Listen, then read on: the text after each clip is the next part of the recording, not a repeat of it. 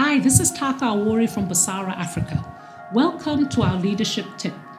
Today we'll be talking about how to hold difficult conversations.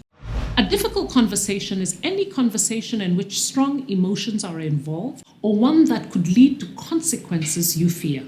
So for example, you may have to give people news that they don't want to hear, address poor performance, or deal with conflict. The problem comes because of the emotions involved or because you don't want to be seen as the bad person. And therefore, I've seen many managers avoiding having difficult conversations.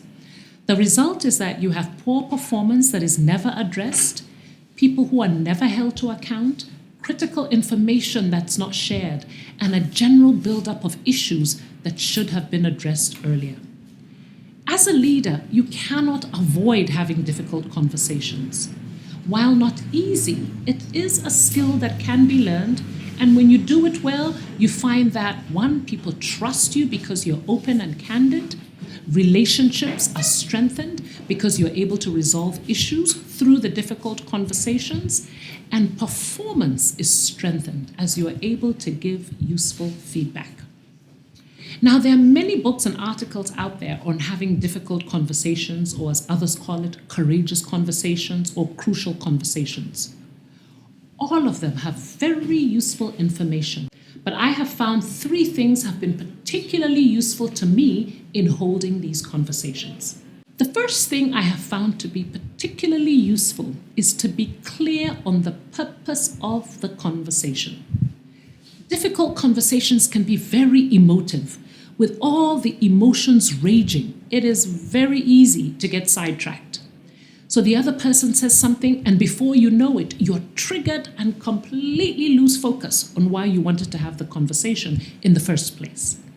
So be very clear on the purpose beforehand, communicate it to the other person or people as you begin the conversation, and keep coming back to it when you get sidetracked. So that's the first thing.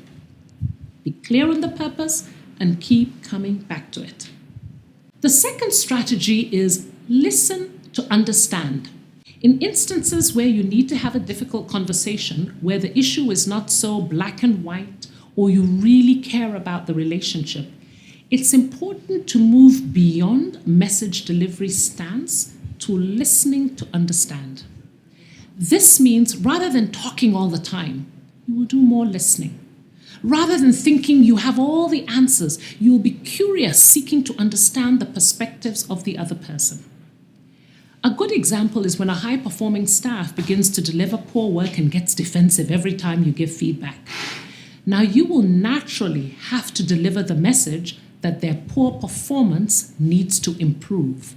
But you will go beyond the delivery of this message to listening to understand what is happening and why they've been struggling of late. So that is the second thing I found to be useful. Listen to understand. The third thing I found very useful is to take responsibility for your emotions. Difficult conversations are hard because they involve emotions such as anger, disappointment, frustration, or resentment. As a leader, you have to manage these emotions when you communicate. One way to do this is to name how you are feeling. Sometimes, by owning how you are feeling and naming it, you are more likely to manage the feeling rather than let the feeling manage you.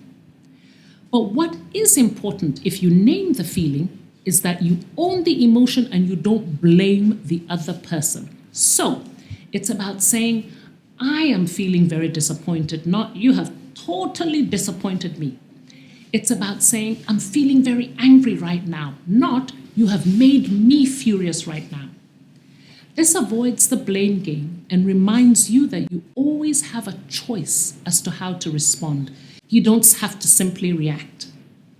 So again, there are many strategies you can follow to get better at holding difficult conversations. But these are the 3 I have found particularly useful. 1, be clear on the purpose of the conversation. 2, go beyond message delivery to seek to understand. And 3, take responsibility for your emotions. If you found this video useful, don't forget to like, subscribe, share, and comment. And if you'd like to know how my team and I can support you to have difficult conversations or generally become a better leader, visit our website at busara-africa.com. Ciao.